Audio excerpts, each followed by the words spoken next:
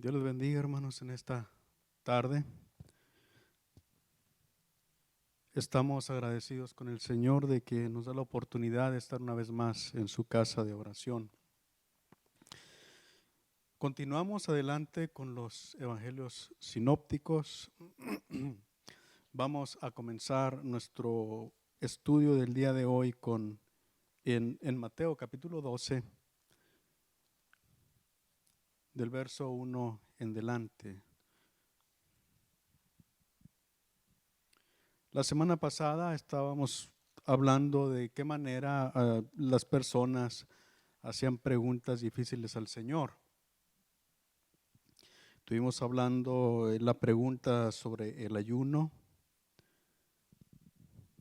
¿Se recuerdan, hermanos, la clase que tuvimos la semana pasada? Hablamos sobre el ayuno, hablamos sobre los odres, el vino y algunas de estas cosas.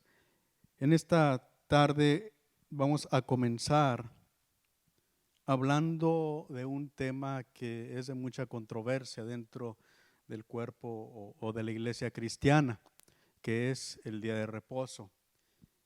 Hubo alguna pregunta por ahí al Señor de por qué los discípulos no guardaban el día de reposo igual que el pueblo de Israel. Y vamos a ver que es una pregunta que todavía hasta nuestros días se hace a los cristianos que no guardamos el día de reposo a la forma de la ley. Pero vamos a la palabra de Dios. Mateo 12, del 1 en delante, dice: en aquel tiempo iba Jesús por los sembrados en un día de reposo, y sus discípulos tuvieron hambre y comenzaron a arrancar espigas y a comer.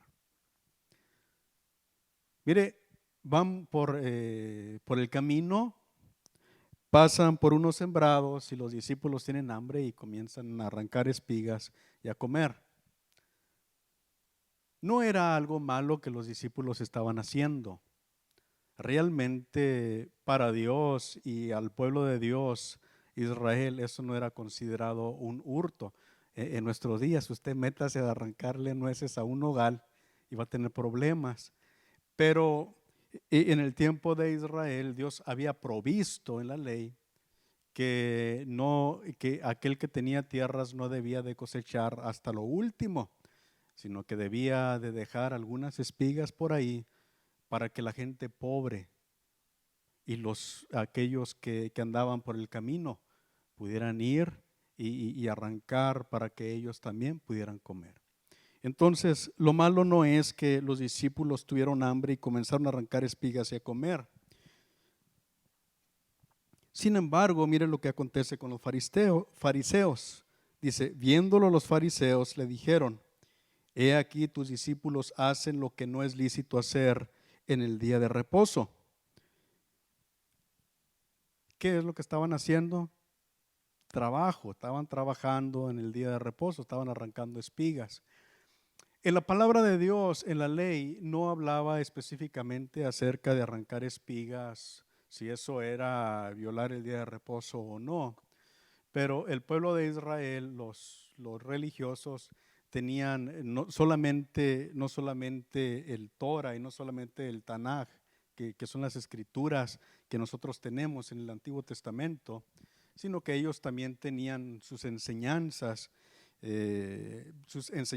orales que posteriormente se convirtieron en escritas, que venían a ser la interpretación de la ley. Y es ahí donde estaba especificado que ellos no podían hacer, entre otras cosas, lo que los discípulos estaban haciendo en el día de reposo. Mientras hablamos, si hay preguntas o comentarios, no sé si tienen el micrófono disponible. Muy bien. Entonces, estaban haciendo lo que no es lícito hacer en el día de reposo, dicen los fariseos.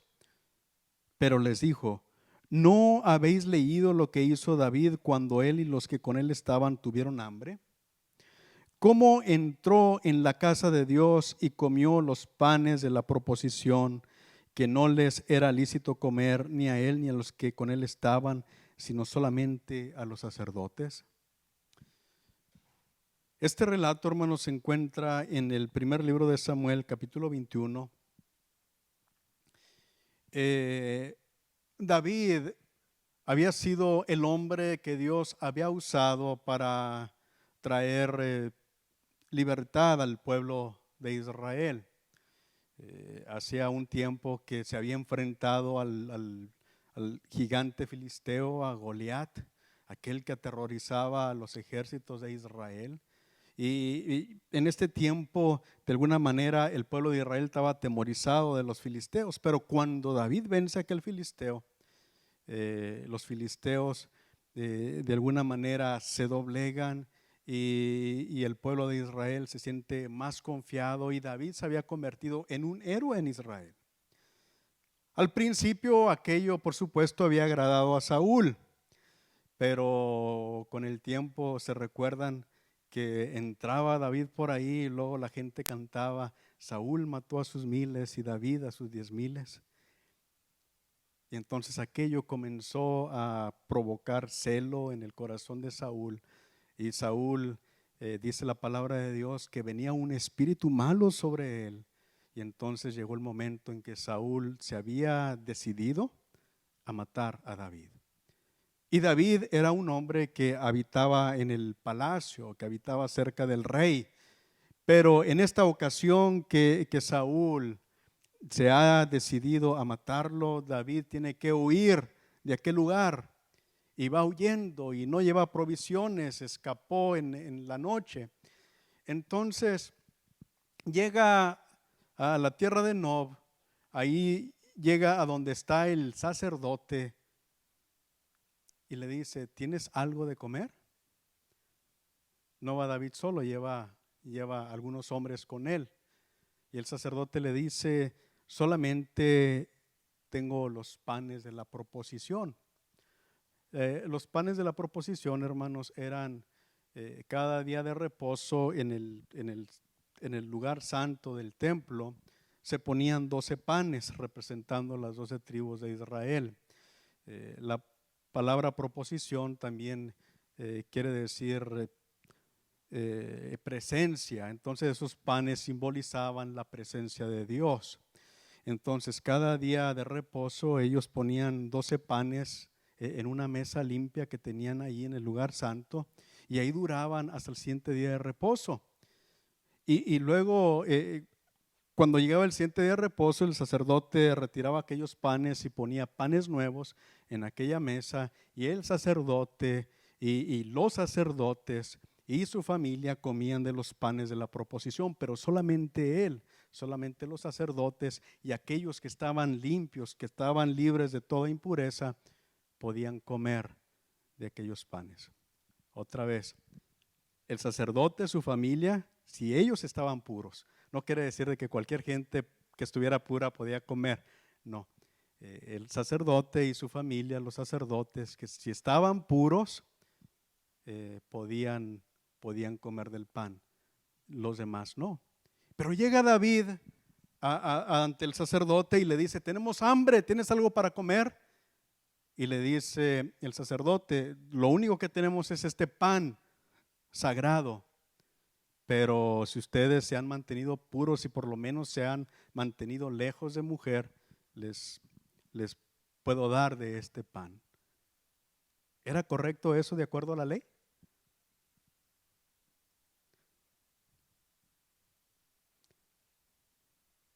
¿Era correcto de acuerdo a la ley, hermanos?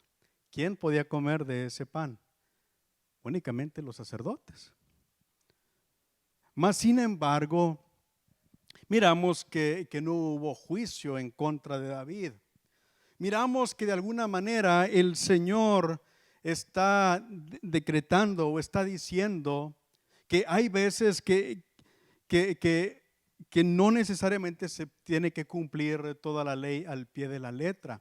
Hay cosas que son más importantes que eso. En esa ocasión especial se le permitió a David comer del pan que normalmente no le era permitido.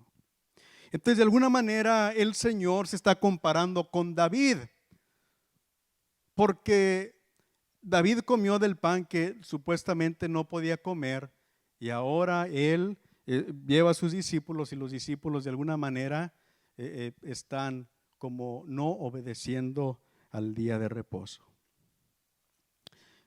Entonces el Señor de alguna manera se está comparando con David, y realmente, hermanos, sabemos que el Señor es más grande que David. Eh, el verso 5, bueno, el verso 4 dice: ¿cómo entró en la casa de Dios y comió los panes de la proposición, que no les era lícito comer, ni a él ni a los que con él estaban, sino solamente a los sacerdotes? ¿O no habéis leído en la ley cómo en el día de reposo los sacerdotes en el templo profanan el día de reposo y son sin culpa? Los sacerdotes el día de reposo profanan el día de reposo, hermanos. Vamos a mirar qué dice Números 28, verso 9.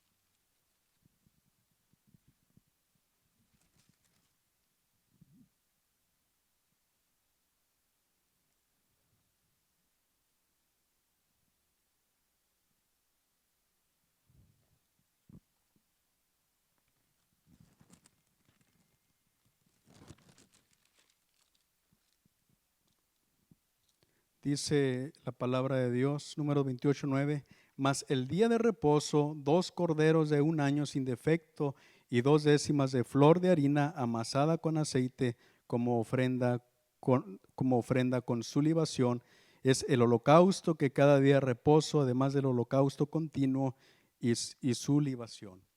¿Qué quiere decir? Que el sacerdote en el día de reposo debía de sacrificar los corderos y debería de preparar aquellos panes de flor de harina. Entonces, de alguna manera, el sacerdote tenía que trabajar, tenía que hacer trabajo en el día de reposo.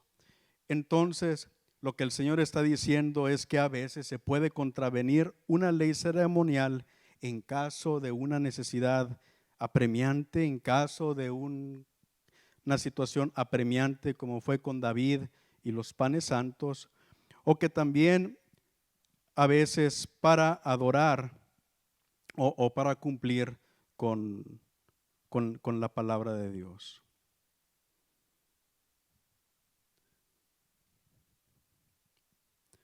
El verso 6 dice: pues os digo que uno mayor que el templo está aquí. Y si supieses qué significa misericordia quiero y no sacrificio, no condenaríais a los inocentes, porque el Hijo del Hombre es Señor del día de reposo. Entonces, hermanos, el Señor está diciendo que Él es mayor que el templo y que Él es mayor incluso que el día de reposo y que Él es el Señor del día de reposo. Entonces, Él es el que puede determinar qué se puede hacer o qué es lo que no se puede hacer en el día de reposo. Sabemos, hermanos, que el día de reposo fue hecho por causa del hombre. No fue hecho porque Dios necesita que nosotros reposemos. Realmente el día de reposo fue hecho para satisfacer la necesidad del hombre. El día de reposo fue hecho por causa del hombre. ¿Y cuál era el propósito del día de reposo? ¿Qué es lo que se hacía en este tiempo? En el día de reposo, la gente lo que hacía era descansar de sus trabajos, y a la misma vez era un día que ellos dedicaban a Dios y era un día que ellos se consagraban para estar en la presencia de Dios. Cristo, en los días de reposo, Él normalmente asistía a la sinagoga. ¿Qué era la sinagoga, hermanos? ¿Se recuerdan?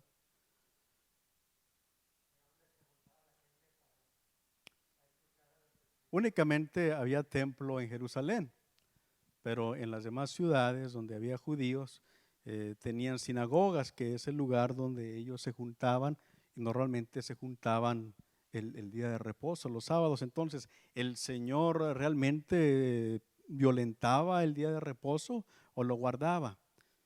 Realmente lo guardaba mejor que los religiosos, porque Él entendía lo que el día de reposo verdaderamente significaba.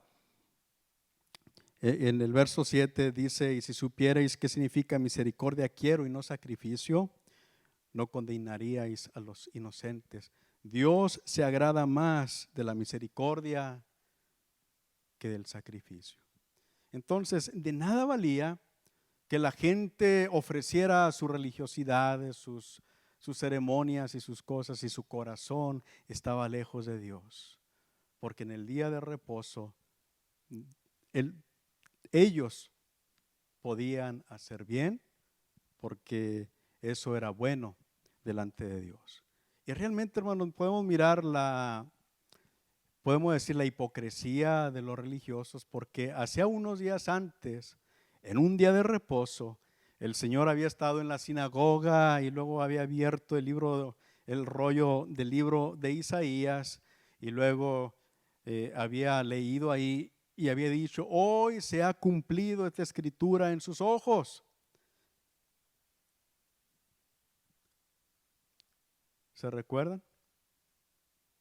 Y entonces, cuando comienza a decirles de qué manera la misericordia de Dios se había extendido también hacia los gentiles, aquellos judíos se enojaron. Era día de reposo, pero se enojaron tanto que lo sacaron del templo y lo llevaron hasta la cima del monte y lo querían desbarrancar. ¿Qué estaban haciendo? Realmente estaban violentando el día de reposo. Para ellos era más importante su religión, sus tradiciones, que lo que verdaderamente era importante. El verso 9 dice: pasando de allí vino a la sinagoga de ellos, y he aquí había allí uno que tenía seca una mano, y preguntaron a Jesús para poder acusarle. ¿Para qué le preguntaron? Para poder acusarle. ¿Es lícito sanar en el día de reposo? ¿Será lícito, hermanos, sanar en el día de reposo? ¿Era lícito para el Señor? Él les dijo: ¿qué hombre habrá de vosotros que tenga una oveja y si ésta cayera en un hoyo en día de reposo, no le eche mano y la levante? Pues ¿cuánto más vale un hombre que una oveja? Por consiguiente, es lícito hacer bien en el día de reposo. Entonces le dijo a aquel hombre: extiende tu mano, y él extendió, y le fue restaurada sana como la otra. Y salidos los fariseos, tuvieron consejo contra Jesús para destruirle. ¿Para qué le hacían la pregunta de si se podía sanar en el día de reposo? Para tentarle, porque realmente ellos querían encontrar una falta en el Señor. Si miramos este pasaje en el libro de Marcos, en el Evangelio de Marcos, nos damos cuenta que dice la palabra de Dios que el Señor se entristeció cuando miró la dureza del corazón de ellos, cuando ellos no le interesa la persona que se encuentra con aquella enfermedad, sino que ellos lo que quieren solamente es tentarle en referencia al día de reposo. Vamos a mirarlo, este pasaje, allí en Marcos capítulo 3.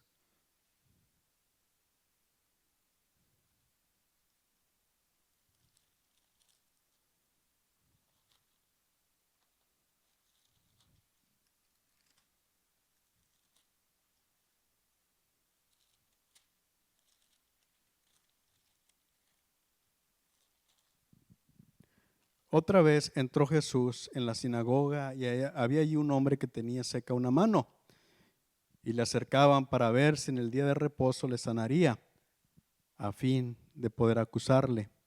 Entonces dijo al hombre que tenía la mano seca: levántate y ponte en medio. Y les dijo: ¿es lícito en los días de reposo hacer bien o hacer mal, salvar la vida o quitarla? Les hizo una pregunta. ¿Y cuál era la respuesta? Por supuesto que era hacer bien. Esa era la contestación. En el día de reposo se podía hacer bien, mas sin embargo ellos callaban. Entonces, mirándolos alrededor con enojo, entristecido por la dureza de sus corazones, dijo al hombre: extiende tu mano. Y él extendió, y la mano le fue restaurada sana. Y salidos los fariseos, tomaron consejo con los herodianos contra él para destruirle. ¿Qué hicieron? Tuvieron consejo para destruir al Señor. Hay varias cosas que tenemos que entender, hermanos. Cuando el Señor Jesucristo y cuando Juan el Bautista predicaban y decían creer al Evangelio, y cuando ellos decían arrepentíos porque el reino de los cielos se ha acercado, era una declaración muy fuerte la que ellos hacían. La palabra Cristo o la palabra Mesías lo que significa es ungido. ¿Y a quién era a que se ungía? Se ungía a los sacerdotes, se llenaba un cuerno de carnero de aceite y luego lo vaciaban en la cabeza del sacerdote o aquel que iba a ser sacerdote, o lo vaciaban en la cabeza de aquel que iba a ser rey. Entonces, cuando ellos dicen el reino de los cielos se ha acercado, estaban hablando de que ya venía el Mesías, el ungido. ¿Ungido para qué? Para ser rey. El reino de los cielos se ha acercado. Entonces lo que estaban diciendo es: ha llegado el rey del reino de Dios. Por eso es que la gente creía que el Señor Jesucristo en ese tiempo es que iba a destruir a los enemigos de Israel, que iba a establecer el reino de Dios en la tierra, un reino físico. Y luego cuando el Señor decía creed en el Evangelio, nosotros siempre decimos Evangelio significa buenas nuevas, y las buenas nuevas es de que Cristo murió por mis pecados. Sí, para nosotros esas son las buenas nuevas, pero para los judíos las buenas nuevas eran de que había llegado un nuevo rey a reinar. Siempre cuando se establecía un nuevo rey en una tierra, se llevaban las buenas nuevas, las buenas noticias por todos lados. Y aquel rey nuevo que era establecido entonces daba regalos, hacía regalos a los hombres, perdonaba deudas y hacía cosas. Eran buenas nuevas, eran buenas noticias. Entonces miramos la forma como el Señor Jesucristo fue presentado como rey. Eso es lo que significa Cristo, rey. Y entonces los fariseos, dice aquí que tuvieron consejo con los herodianos para destruir al Señor. ¿Por qué? Porque el Señor venía a cambiar lo que los religiosos habían estado enseñando todo el tiempo. Enseñaba de una manera distinta. Ellos veían en Jesús a un hombre que iba a cambiar la forma como ellos llevaban su religión. Y luego dice que hacen consejo con los herodianos. ¿Quiénes son los herodianos? Los herodianos eran partidarios de Herodes. Herodes era el rey que había sido puesto en esa tierra por Roma. Entonces los herodianos eran gente que de alguna manera estaba de acuerdo con Roma, con el gobierno establecido por Roma. Lo defendían a Herodes. Entonces, ¿qué es lo que está sucediendo? Ellos entendían, los herodianos entendían que el Señor Jesucristo decía que era el nuevo rey, y entonces ellos tenían miedo de que fuera a haber problema con Herodes. Entonces los fariseos no están contentos con Jesús porque viene a cambiar su religión. ¿De qué manera viene el Señor a cambiar la religión de ellos? Y los herodianos, ¿de qué manera el Señor? Ellos creen que va a cambiar el mundo y la situación política de ellos. Entonces es muy notorio que los herodianos y los fariseos se ponen de acuerdo para destruir al Señor.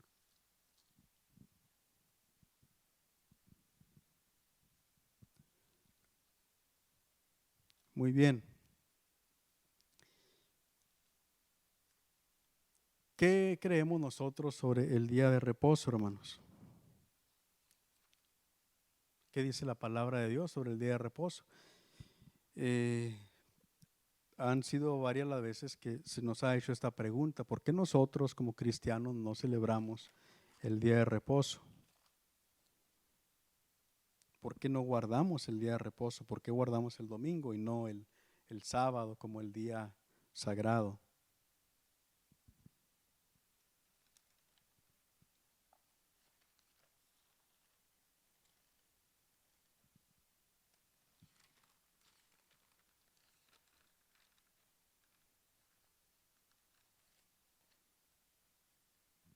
¿Alguien tiene una opinión?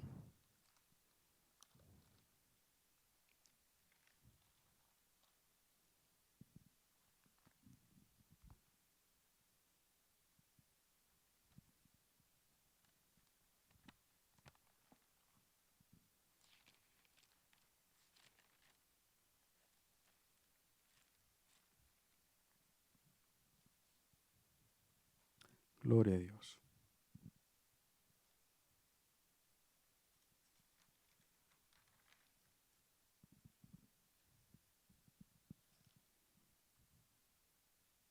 ¿Por qué razón nosotros celebramos en domingo más bien que en el sábado, en el día de reposo, hermanos?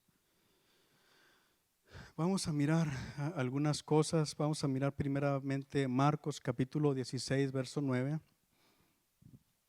Y la razón que vamos a hablar de esto es porque, como digo, varias veces se nos ha hecho esta pregunta y yo creo que es importante tomar este tema.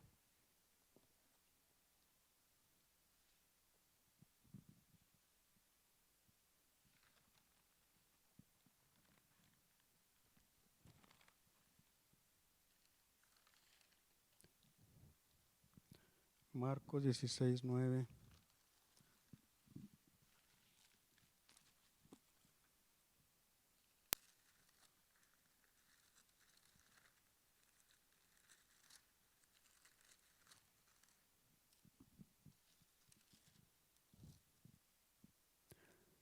Dice: habiendo pues resucitado Jesús por la mañana, el primer día de la semana, apareció primeramente a María Magdalena, de quien había echado 7 demonios.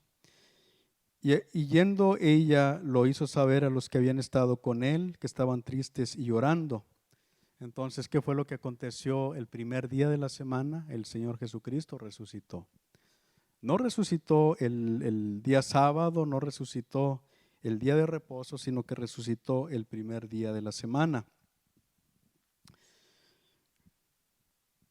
Miramos después en Juan capítulo 19.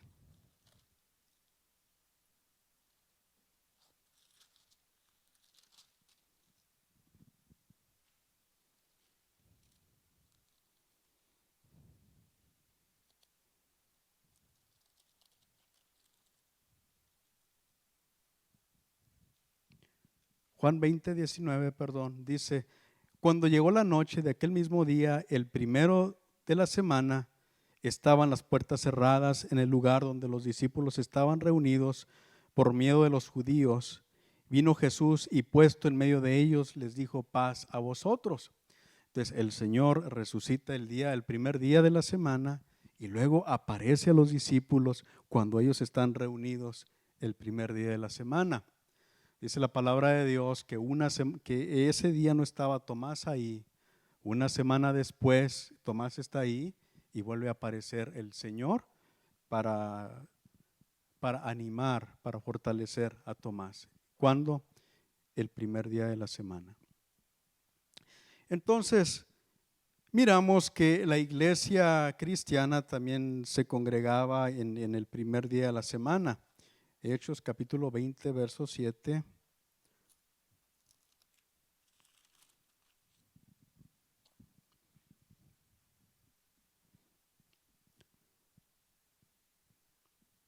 Hechos 27, el primer día de la semana, reunidos los discípulos para partir el pan, Pablo les enseñaba, habiendo de salir al día siguiente, y alargó el discurso hasta la medianoche.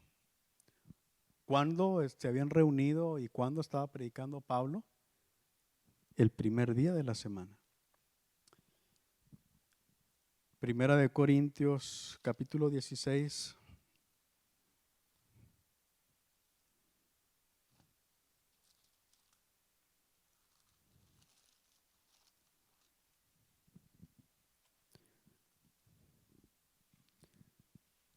Dice, en cuanto a la ofrenda para los santos, haced vosotros también de la manera que ordené en las iglesias de Galacia. Cada primer día de la semana, cada uno de vosotros ponga aparte algo, según haya prosperado, guardándolo, para que cuando yo llegue no se recojan entonces ofrendas. ¿Cuándo se iban a recoger las ofrendas? El primer día de la semana. Entonces miramos que era costumbre de la iglesia juntarse el primer día de la semana. Es cierto, hay algunos pasajes en la Biblia, en el libro de los Hechos, donde los hermanos asistían a la sinagoga en el día de reposo. ¿Qué es lo que acontecía en el día de reposo? Pues es el día que los judíos se juntaban en las sinagogas. Entonces los apóstoles iban a las sinagogas y predicaban la palabra de Dios en aquel lugar para convertir a los judíos, para que creyeran en Cristo. Pero los hermanos se juntaban el primer día de la semana.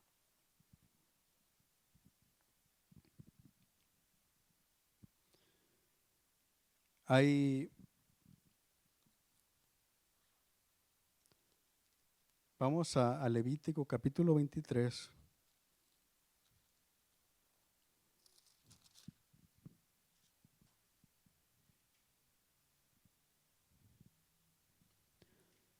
Levítico capítulo 23, hermanos, nos presenta las fiestas solemnes, que son lo que eran las fiestas importantes de Israel en su trato con Dios.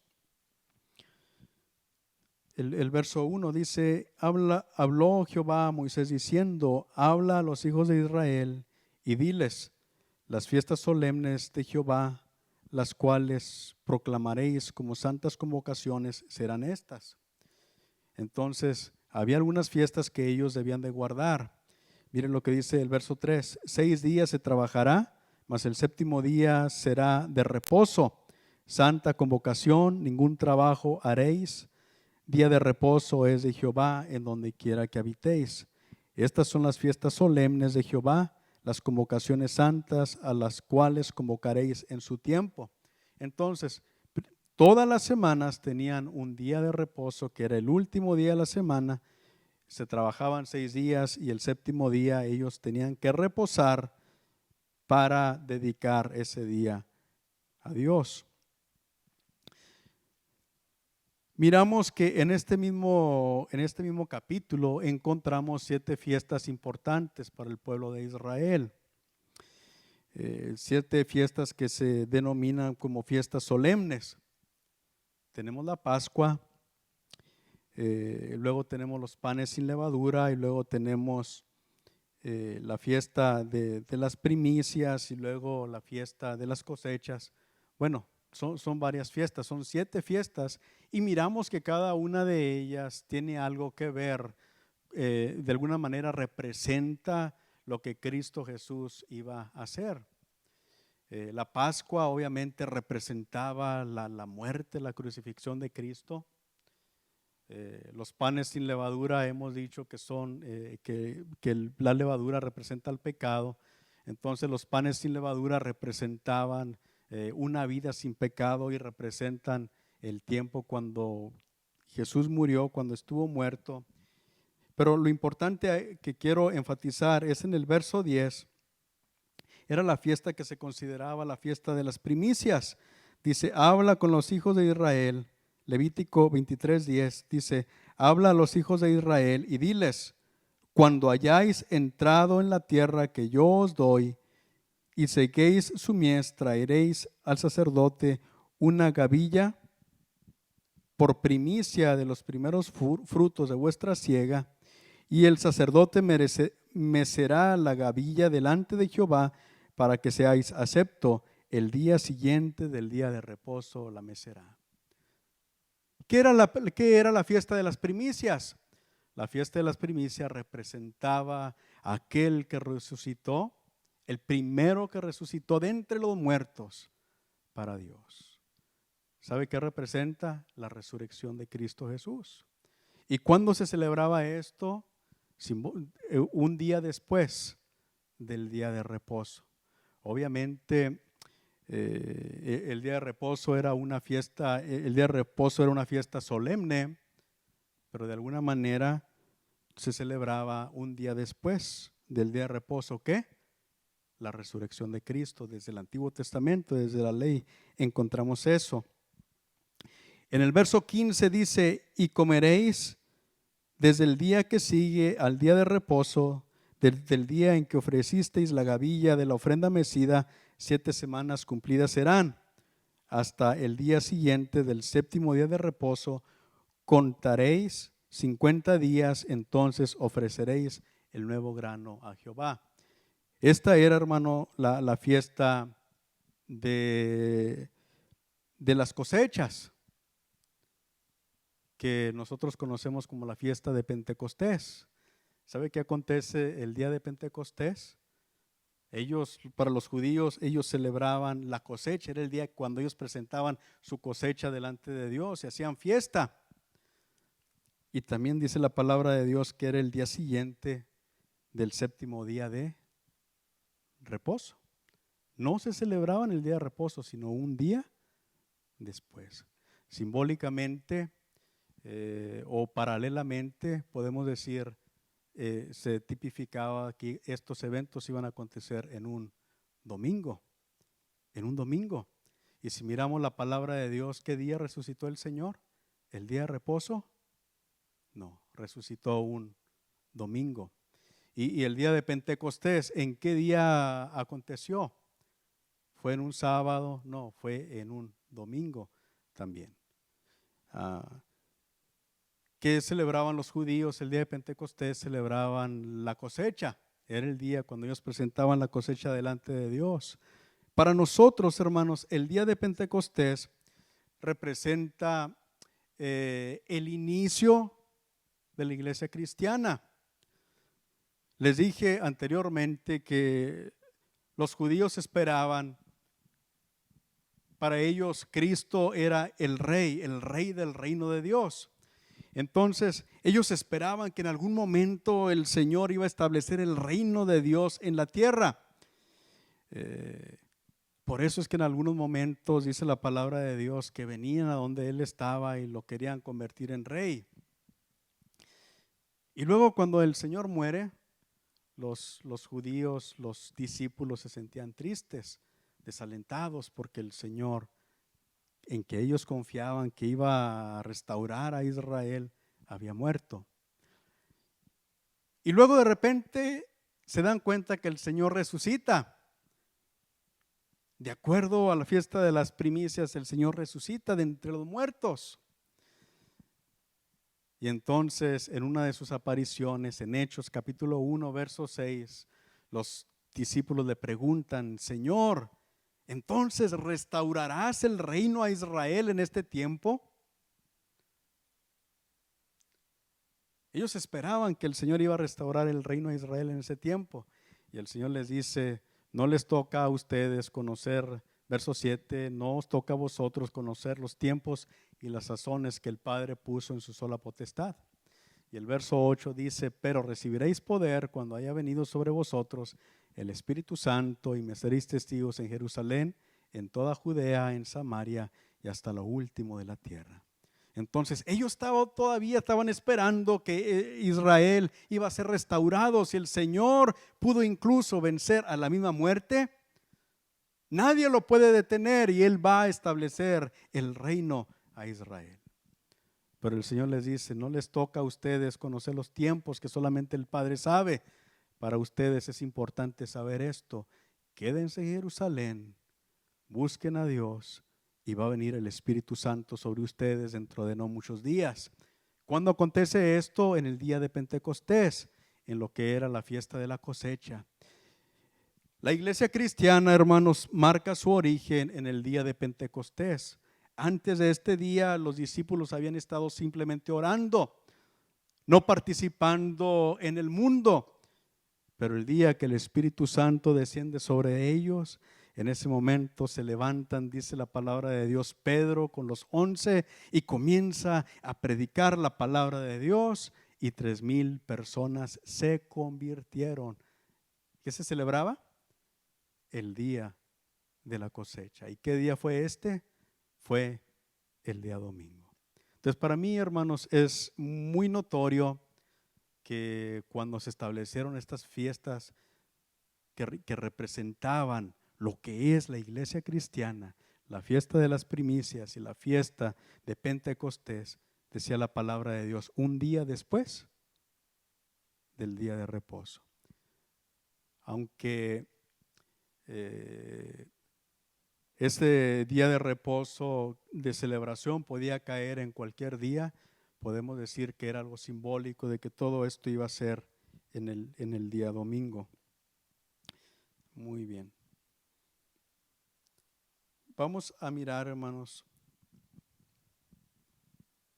en Hebreos, vamos a mirar primero Colosenses capítulo 2.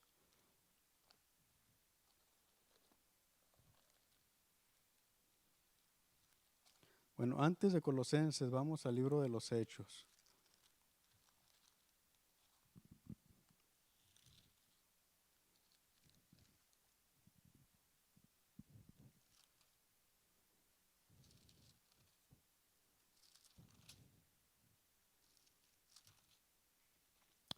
Cuando Pedro es enviado por Dios a predicarle a los gentiles por primera vez, allá en Hechos capítulo 10, cuando le predica a Cornelio, entonces hubo un concilio en Jerusalén, o hubo una junta de los hermanos en Jerusalén, para ver qué es lo que está sucediendo, porque entendemos que para los judíos, los gentiles no tenían derecho a la palabra de Dios. El pueblo de Israel eran herederos de Abraham, ellos eran los únicos que creían en Dios y para ellos todos los gentiles estaban perdidos. Hemos dicho que para ellos, ellos consideraban que los gentiles solamente eran como combustible para el infierno, eran gente que se iba a perder. Pero de pronto, cuando Pedro le predica la palabra de Dios a Cornelio y a los que con él estaban, el Espíritu de Dios descendió sobre de ellos y ellos fueron salvos también. Y entonces la iglesia quiere saber qué es lo que está aconteciendo con esto. Entonces ahí en Hechos capítulo 11 encontramos que hay una junta en la iglesia en Jerusalén donde se dan cuenta los hermanos de que no es solamente para ellos, sino que realmente también el evangelio se ha extendido para los gentiles. Más adelante, hermanos,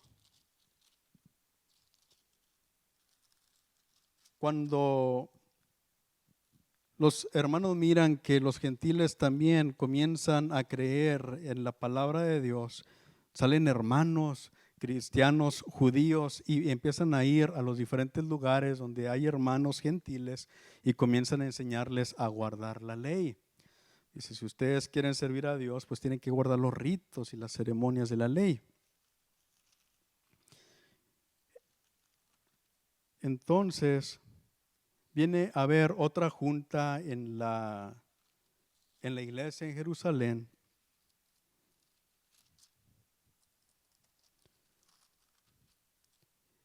Para ver qué es lo que ellos tienen que hacer para con los gentiles, qué es lo que ellos les van a enseñar.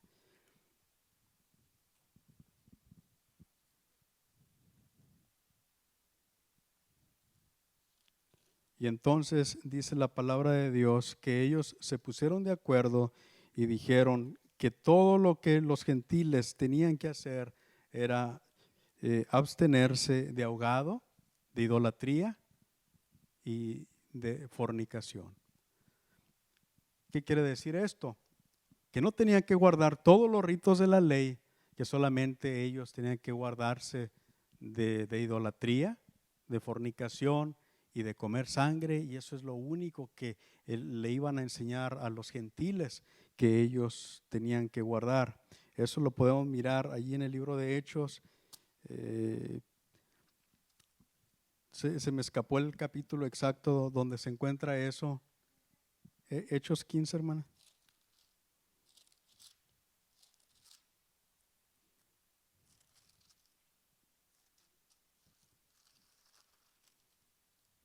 El concilio en Jerusalén.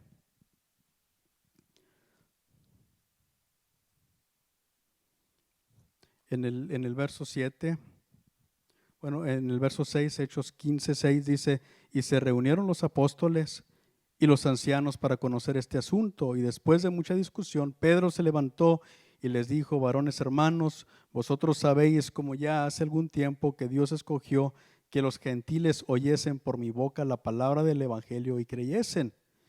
Y Dios, que conoce los corazones, les dio testimonio, dándoles el Espíritu Santo, lo mismo que a nosotros.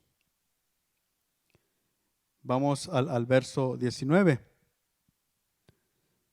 Dice, por lo cual yo juzgo que no se inquiete a los gentiles que se convierten a Dios, sino que se les escriba que se aparten de las contaminaciones de los ídolos, de fornicación, de ahogado y de sangre. Porque Moisés desde tiempos antiguos tiene en cada ciudad quien lo predique en las sinagogas, donde es leído cada día de reposo. Entonces pareció bien a los apóstoles y a los ancianos con toda la iglesia elegir entre ellos varones y enviarlos a Antioquía con Pablo y Bernabé, a Judas que tenía por sobrenombre Barsabás y a Silas, varones principales de entre los hermanos. Entonces, ¿tenían que cumplir los primeros cristianos toda la ley? No. No tenían que cumplir con los ritos y las ceremonias, únicamente tenían que abstenerse de aquellas cosas que son abiertamente pecado. ¿Tenían que guardar los días de reposo?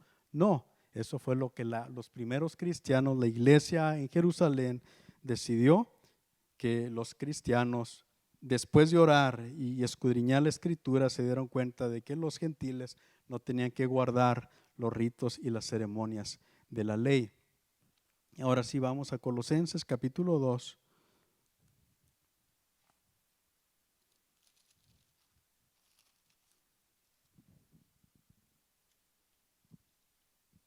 Del verso 13 en delante.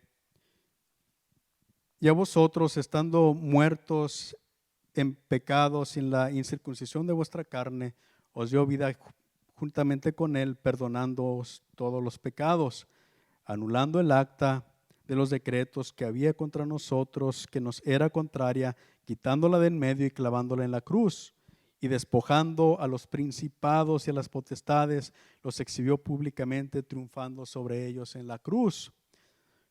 De alguna manera, el acta de los decretos que nos era contraria representa la ley. Ahí están todos los estatutos que nosotros no podíamos cumplir. Y Cristo en la cruz del Calvario ahí cumplió con todo lo que la ley establecía. Entonces dice el verso 16, por tanto, nadie os juzgue en comida o en bebida o en cuanto a día de fiesta, luna nueva o días de reposo. Todavía había algunos hermanos que iban a donde las iglesias y le decían, ustedes no están celebrando el día de reposo, se están juntando otro día. Pero dice el apóstol Pablo, nadie los juzgue ustedes en cuanto a días de reposo. Entonces la iglesia tiene libertad para adorar otro día que no es el día de reposo. Y nosotros desde el principio de la iglesia cristiana miramos que se ha celebrado, que nos hemos congregado desde el día domingo. Vamos a mirar una escritura más. En Hebreos capítulo 3.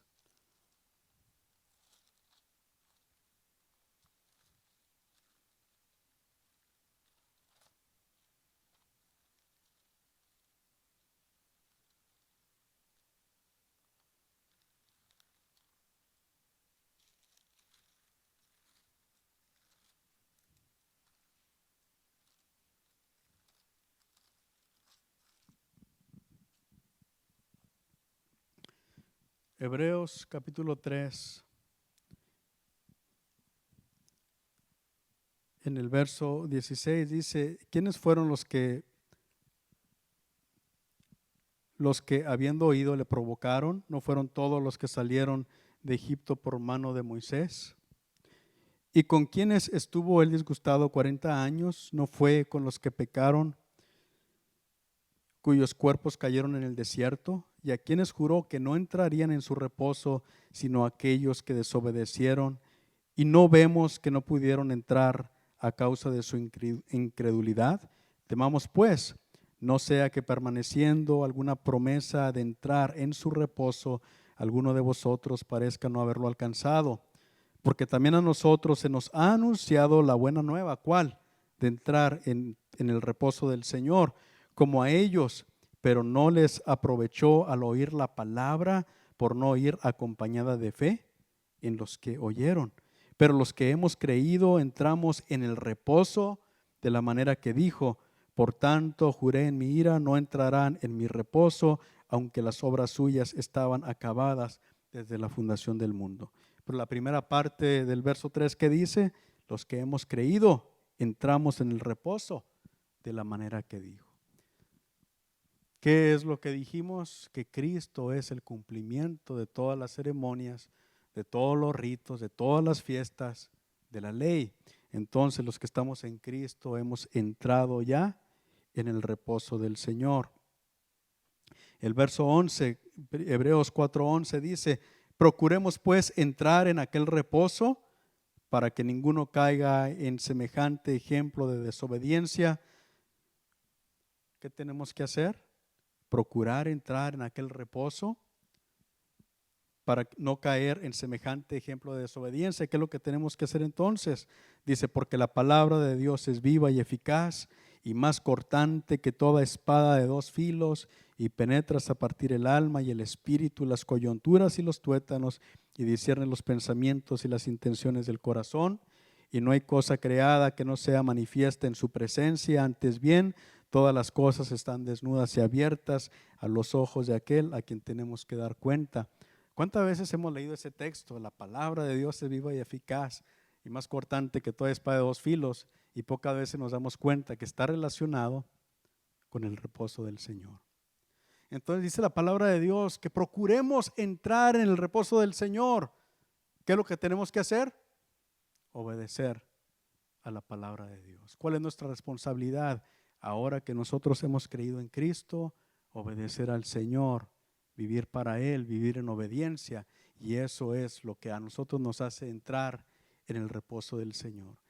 ¿Qué es el reposo? ¿Qué era lo que se hacía el día de reposo, hermanos? Era un día de descanso, donde incluso los esclavos y los criados descansaban, todo mundo descansaba. Los esclavos descansaban de su labor en ese día, no podían hacer trabajo. De alguna manera tipificaba la liberación de la esclavitud. Nosotros antes éramos esclavos del pecado. El reposo en Cristo representa que hemos sido liberados de la esclavitud espiritual en la cual nosotros nos encontrábamos. ¿Qué era lo que acontecía en el día de reposo? La gente estaba tranquila y estaba en comunión con Dios, estaba en paz con Dios, estaba todo ese día cerca de Dios. ¿Qué es lo que nosotros hacemos ahora en Cristo? Dice la palabra de Dios que ahora estamos en paz para con Dios por medio de nuestro Señor Jesucristo, justificados pues por la fe, dice la palabra. Dice que tenemos paz para con Dios por medio de nuestro Señor Jesucristo. Era un tiempo, hermanos, era un día cuando realmente era como que el tiempo no existía más. No se tenían que cumplir con ciertos horarios y con ciertas cosas y con cierto trabajo. Era un tiempo cuando lo único que importaba era estar en la presencia de Dios. Ahora nosotros, hermanos, estamos en la presencia de Dios. Hemos entrado en el reposo del Señor, pero tenemos que vivir en obediencia a la palabra de Dios. Y un día ya no va a haber más tiempo. Un día para siempre, por la eternidad, vamos a estar en la presencia de Dios. ¿A qué se refería el Señor cuando decía que el reino de los cielos se ha acercado? Para los judíos no se cumplió un reino físico que se estableciera en Israel. Pero a partir de ese momento el rey del reino de Dios vino al mundo, vino a la tierra, y ahora Él es el que reina en nuestros corazones. Nosotros queremos que el Señor sea nuestro Salvador, el que murió por nuestros pecados, el que nos sana, el que hace cosas buenas para nosotros. Pero realmente el mensaje, las buenas nuevas es que ahora tenemos un nuevo rey que nos ha comprado con su sangre, y ahora Él es el dueño de nuestra vida y nosotros debemos de vivir para Él. Ese es el evangelio, y eso es lo que significa: el reino de los cielos se ha acercado. Y nosotros, hermanos, pertenecemos al reino de Dios. Y en este tiempo, cuando el mundo habla de política y de cuánta cosa, es importante nosotros orar por nuestros gobernantes, pero entender, saber que nosotros, nuestra ciudadanía realmente está en el reino de los cielos, y que Él es el Rey soberano por sobre todo y por sobre todos.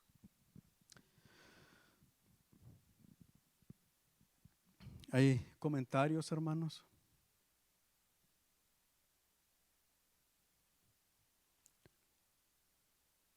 Si no hay comentarios, hermanos, pues el tiempo ha pasado.